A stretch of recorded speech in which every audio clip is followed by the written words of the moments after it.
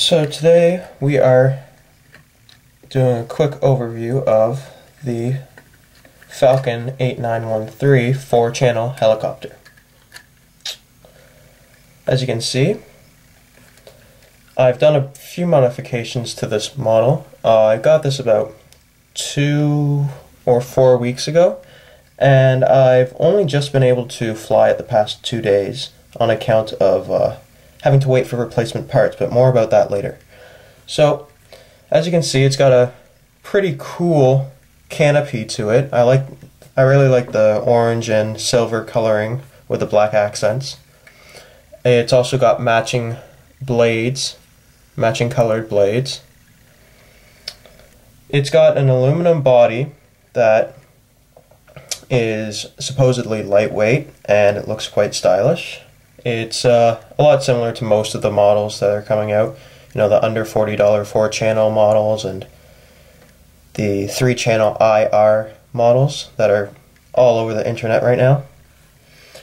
Unlike 3-channel models, however, it does have this here.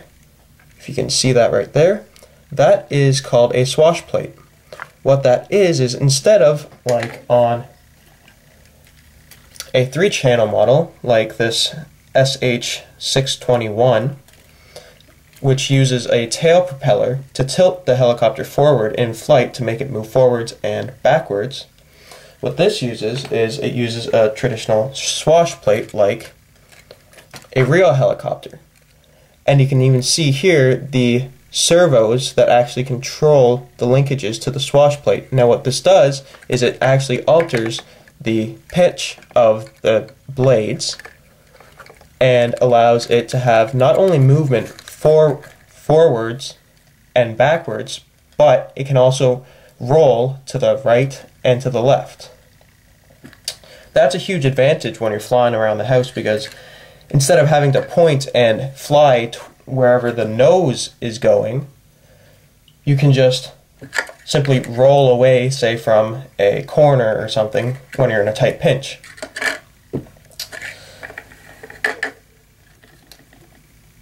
Now, it comes with a FM channel controller. Controller's okay. Actually, the biggest problem I have with this model, the Falcon 8913, is the controller. First of all, the gimbals. So the sliding plastic parts here that surround the stick, when I first got this, they were really loose. So what I actually had to do was go inside the controller and tighten up these gimbals so that I got a much tighter and more controlled feel with the joysticks. Another issue I have with this is this damn antenna. As with any FM channel controller, it's going to have a huge extending antenna to it. Now, when you're outside flying a big helicopter, it really doesn't matter, but when you're inside a house and you're waving this thing around, it really gets caught by a lot of stuff. So I'm forecasting that this will probably bend very soon and possibly even break. Another issue I have with this transmitter is these here. These are what you use to control the trim. So say when you first get the helicopter out of the box, you know, it's flying forwards or it's flying backwards or off to the side. You use the trims to adjust it so that it'll hover steadily. Issue with those are these are actually mislabeled. The one here that says left and right for the left and right roll, and the one here that says forwards and backwards for your pitch, they're actually incorrectly labeled. So it's really confusing, especially if this is your first helicopter. If you start trying to turn this knob to get it to, you know, stop going left or right, you're actually going to be causing even more damage, and you're going to be setting yourself back because now you're messing around with the forwards and backwards and you don't even know it. So it's a bit of an issue, but apart from that, I mean, it does its job. It's got nice lights on it, I guess. But really the biggest downfall to this whole setup here with the helicopter is the transmitter.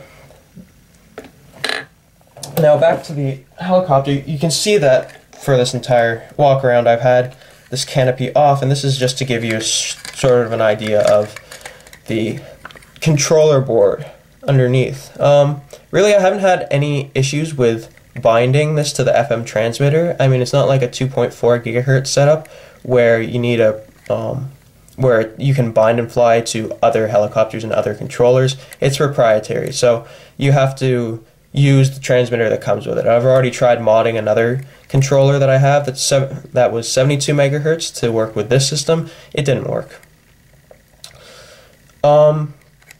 Overall, the electronics on board are pretty okay. I find that I get quite good responsiveness, especially since I modded the controller, the gimbals on the controller. It's a lot more responsive, and I'll be doing a video on how to fix the looseness of the controller thumbsticks later on. Likes. Overall, I like the way it handles. I'll do a video of that later. I like the fact that it's quite easy to control for a beginner once you get the transmitter all set up.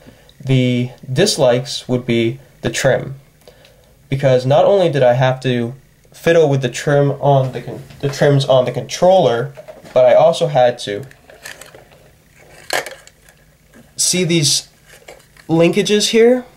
I actually had to pop these linkages away from the swash plate, and if you see really closely, there's threading on these linkages. What I had to do was I actually had to rotate these couplings here to extend the linkages so I could further adjust it, because the throw on the transmitter trims weren't enough to get it to counter the movements that I was getting and to get it to hover properly.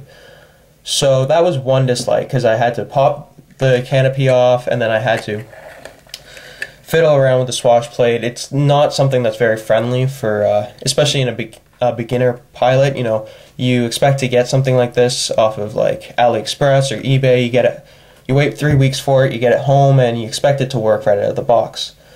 This isn't the case for this one. But that sort of comes inherent with the 4-channel models. Other things I like.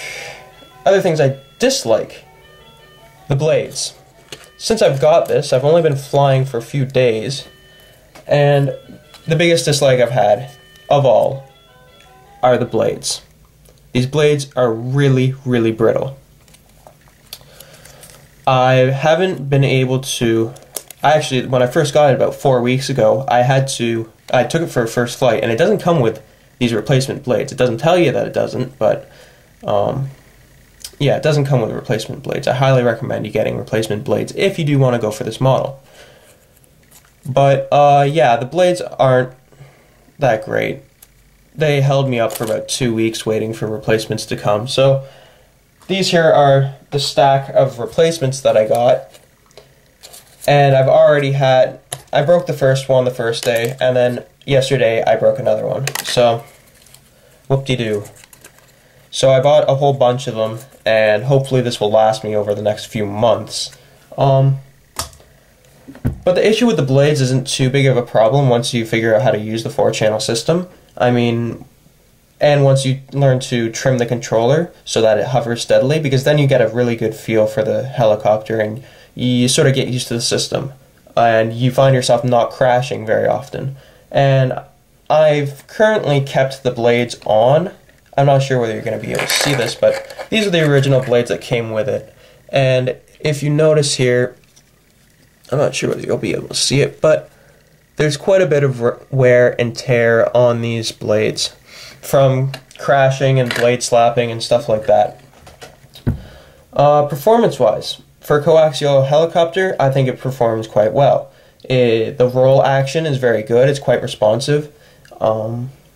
It's also got quite a bit of feel to it. So you're not just going, you know, you hit the roll on the stick and it just goes straight left. You have a little bit of control to what degree, how fast you want it to roll to the left and right, and how fast you want it to go forwards and backwards. I found that when you combine the roll, So the roll action with the yaw action to get it to turn. So you're actually tilting the helicopter and performing the turn. It practically turns on a dime, and I'm absolutely loving that. In comparison to the way that something like the 60-20 would perform, this would have to go in a straight line, and then it gradually turns like this, and you lose a lot of speed in a corner maneuver. With this, you fly forwards, you tilt, and then you turn. And you manage to preserve a lot of your momentum, which means you can go faster. Another like. I love the motors on this. The motors are situated here, just behind the swash plate, and they are very powerful.